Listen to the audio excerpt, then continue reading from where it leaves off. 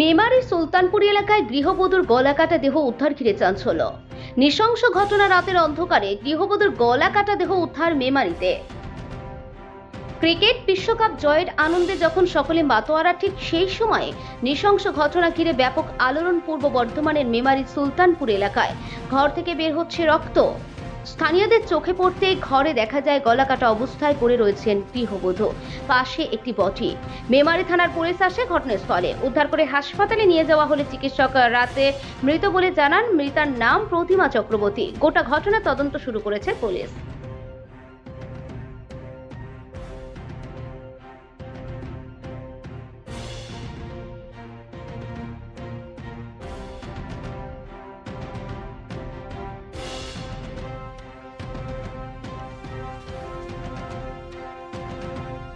কালকে আমার দুপুরে বাজার খারাপ যাচ্ছে বলে আমি দোকানে আসতে আসতে 10টা বেজে গেছে আমার। আপনার সঙ্গে দোকানে ছিল? হ্যাঁ, তারপর ও একা একা চলে এসেছে? ও আমার বড়দি একসঙ্গে বাড়ি চলে এসেছে। বড়দি ওই পাড়ায় বাড়ি আছে, ওখানে পৌঁছলে ওইখানেও একা চলে এসেছে।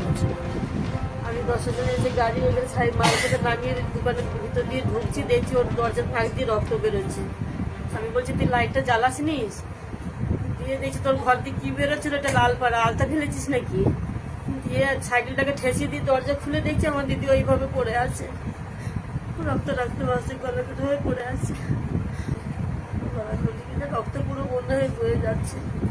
আমি হাত দিয়ে গাড়িতে দেখেছি আমার দিদি আর নেই, বলতে পারছি না, তো চোখে দেখা নেই কি আছে তাও বলতে পারবো না। ওর তো কারোর সঙ্গে ঝগড়া আসেনি, আমাদের অশান্তি হলে ওই আমাকে বুঝাতো। ও সন্তান নিয়ে আমাদের দুটো ছেলে মেয়ে, বড়দি ছেলে মেয়েকে খুবই ভালোবাসতো। ওনার ছেলে মেয়ে? না, ওনার কোনো সন্তান নেই। ওনার হাজবেন্ড ওই রাঁধুনি বিয়ে দীঘাতে 3 দিনের পুলিশে রান্নার কাজ পেয়েছে, গেছে ওখানে। পুরো সুযোগ বুঝেই করেছে। বাড়িতে কেউ নেই, আমারও স্বামী বাইরে থাকে, দুটো ছেলে বাইরে থাকে।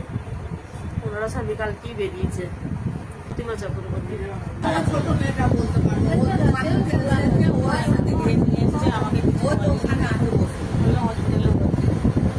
আপনার কোন মেয়েটা? মেয়ে কি নাম? বাইরে